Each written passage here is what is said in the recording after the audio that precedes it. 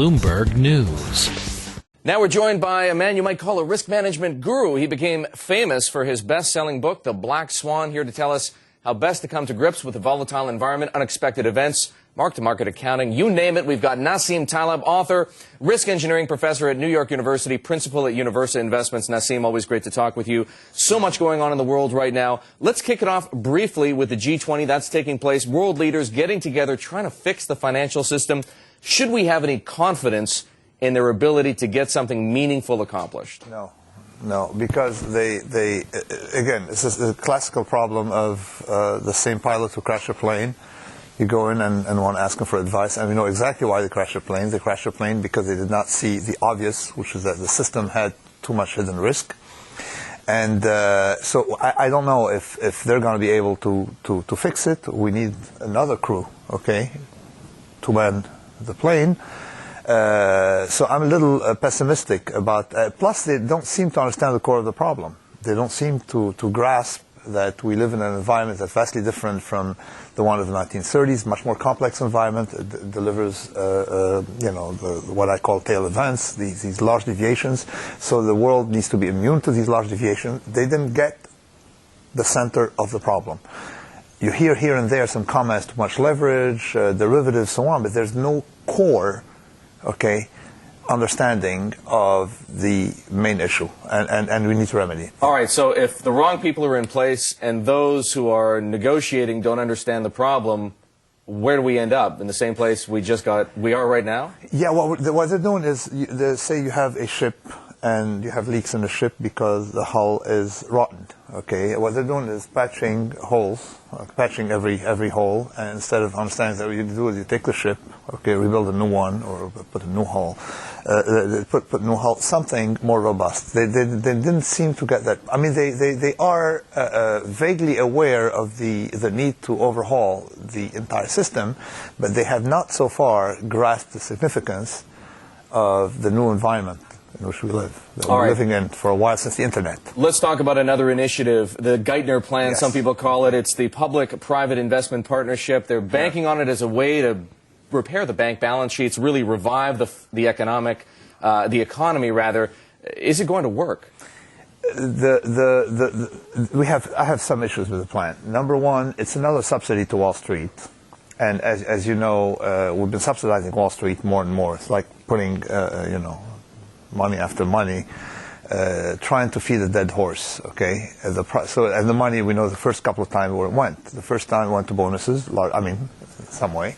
And the second subsidy, whatever we gave to AIG, went to Wall Street, okay? We know that Wall Street firms benefited from that more than others. Now, I have a third issue. There's a third problem, is that if the government is in a business of they only got free option. It's a free option, okay? The downside risk is borne by the government. By us, by you and I, the taxpayers, right? We taxpayers take the downside, and Wall Street, as usual, is going to keep the upside. It's another classical problem, what I call socializing the losses, privatizing the gains. Now, I want, as a citizen, to have access to that free option. You see, I don't understand why, what they call private, that private, I want it, if they're going to call it private, I want it to be really private, privatizing gains and losses. I want, as a citizen, to have access to it. Nassim, hang on, because we're going to dig into that in 1 second, just a bit further. I do want to tell our viewers, though, that Thornburg Mortgage, speaking to what you were mentioning, some of the assistance that we've tried to give Wall Street. Thornburg Mortgage, a jumbo mortgage lender, has been in a whole lot of trouble for about 18 months now, planning to file for Chapter 11 bankruptcy protection. That a headline moving on the Bloomberg terminal. Nassim, you talk about socializing risk. What are the alternatives to the Geithner plan? An option to Wall Street? I mean, the banks are the ones that are holding these assets. It's the hedge funds and the private equity firms that maybe can benefit from the leverage, right? The Geithner plan is an attempt to patch, instead of sitting down, putting all the people together and saying, how are we going to overhaul the entire system? Where should we be heading? They still don't seem to have a clear idea where we're heading. We should be heading towards an environment of very low leverage. You have debt, but not for leverage purpose. Right. Very low leverage, no complex derivatives, an environment that doesn't have too big to fail. It's better to nationalize than bail out. Much better, much more compatible with capitalism. Okay. But these are great points. Yes. But are they realistic? I mean, do you we have no choice. We'll have no choice. The environment is going to take us where it wants to take us. What's going to blow up will eventually blow up. So the environment will take us there. We might as well take the bull by the horn. Does the Geithner plan encourage the same kind of blindness to risk that you've been criticizing? We bailed out the banks in 1982, Volcker, okay? And in a big way, much bigger way than was advertised. Okay, we even nationalized Continental, if you remember. I mean, I do. Yeah, 1991, we bailed out the banks indirectly in a sneaky way with Greenspan. 1998, we allowed the banks to get away with LTCM.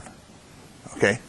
And now, of course, and then we've been giving them subsidies in 2001, 2002 during the post 9/11 and the crisis of 2002, the mini crisis.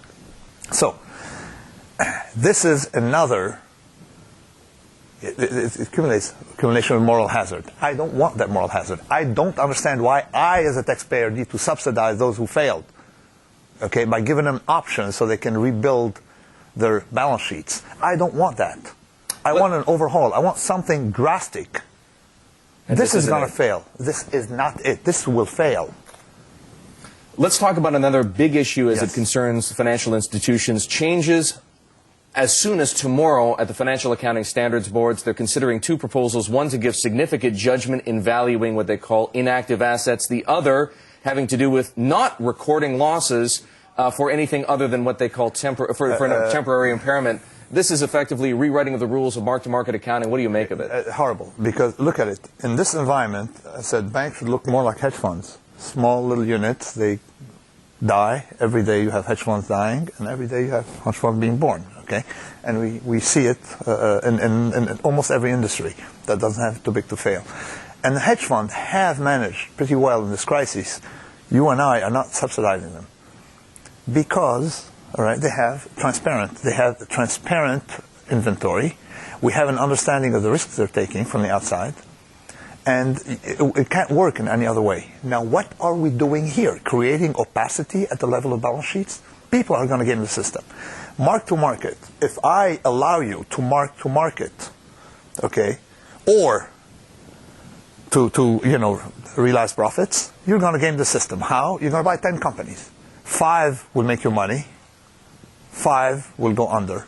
The 5 that go under, okay, you keep at original price. The 5 that make you money, you trade out of them and declare a profit. So effectively, what you're going to have is whatever is going to be in inventory will be likely to be marked at a higher price than a real market, because whatever is higher than market will come out of inventory. So are you saying that if these proposals go through, investors should just get that much more scared of investing in banks? Exactly. I mean, I would not invest in something under opacity. Would you buy? Listen. It's like, why don't we allow people to mark their house, okay, at what they think their value of their house is? I want to mark my house at twice what I paid for it because I think it's worth twice more. Why can't we do that? I don't understand. Letting banks, after all this incompetence, mark to market their inventory by themselves? It's shocking. I mean, I don't understand this is like surreal. After all this crisis caused by opacity, now we're allowing banks to get away with more opacity. We're heading exactly in the wrong direction with the Geithner plan and with this. So what's the alternative?